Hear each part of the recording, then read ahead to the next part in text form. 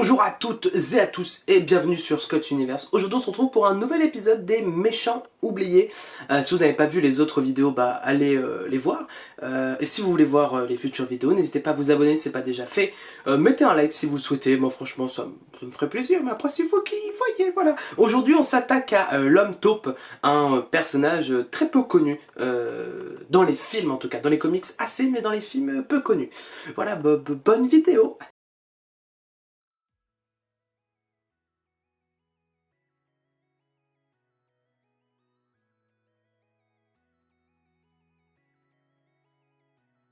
L'homme taupe a été créé par Stan Lee et Jack Kirby, donc bien évidemment c'est un personnage de l'univers Marvel. Il apparaît pour la première fois dans le Fantastic Four numéro 1 de 1961.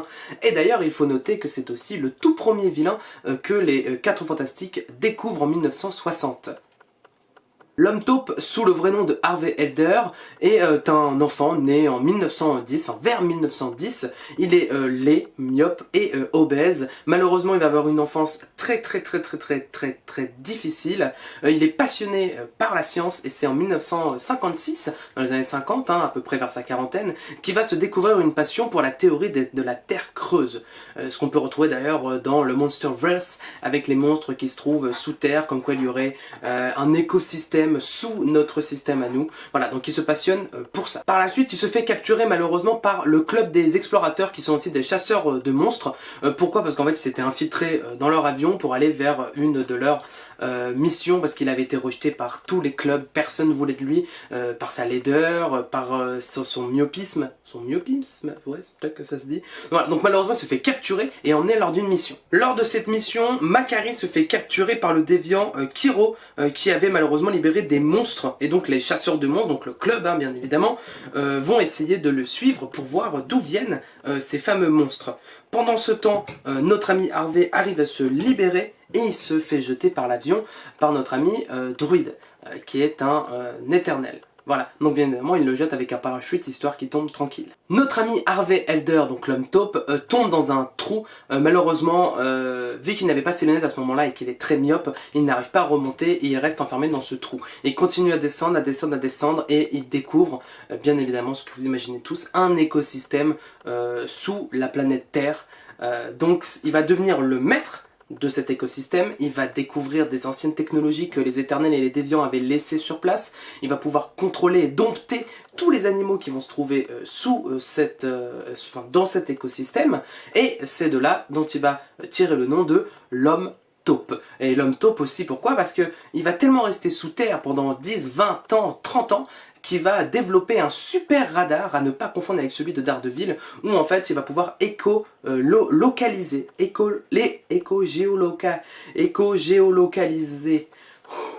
il est dur celui-là, les différents ennemis. Il va aussi trouver une fontaine de jouvence qui va lui permettre de rester en vie le plus longtemps possible. Donc il va être très jeune, mais dans un corps, malheureusement, d'un sexagénaire. Sexagénaire? Oui, d'une personne de 60 ans, c'est sexagénaire, il me semble que c'est ça. Il va avoir de nombreux combats, notamment son premier combat contre les 4 Fantastiques, donc dans le Fantastic Four numéro 1 de 1961, lorsqu'il va essayer de faire exploser des centrales nucléaires. Les 4 Fantastiques arrivent à l'arrêter.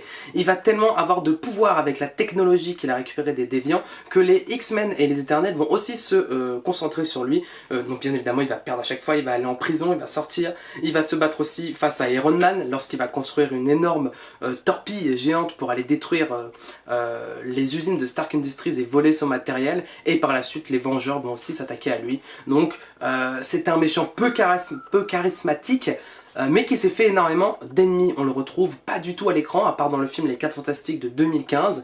Sinon dans les comics, il est encore présent, et bien évidemment, il fait partie de la Terre 616. Voilà, j'espère que la vidéo vous a plu, j'espère aussi que vous avez eu pas mal d'informations. Il y a très peu d'informations sur l'homme taupe, moi je ne connais pas énormément sur lui. Ce que je peux vous inviter à lire, c'est les franchises des 4 Fantastiques qui a été remis en Marvel Deluxe, où on voit son apparition. Du coup, ce sont des rééditions tout simplement, ça va s'afficher à l'écran. Par la suite, à l'écran, vous pouvez le voir dans les 4 Fantastiques, celui de 2015, même si c'est pas le meilleur, ça reste quand même un film regardable, on va pas, voilà, non plus. Si vous voulez d'autres informations, n'hésitez pas à mettre un commentaire, j'essaierai d'y répondre avec ce que je sais, ce que je peux trouver comme information. En attendant, si vous n'êtes pas abonné, abonnez-vous. Si vous êtes déjà, vous pouvez aller voir les autres vidéos qui sont sorties. Ben moi, je vous fais des bisous et à bientôt. Bisous.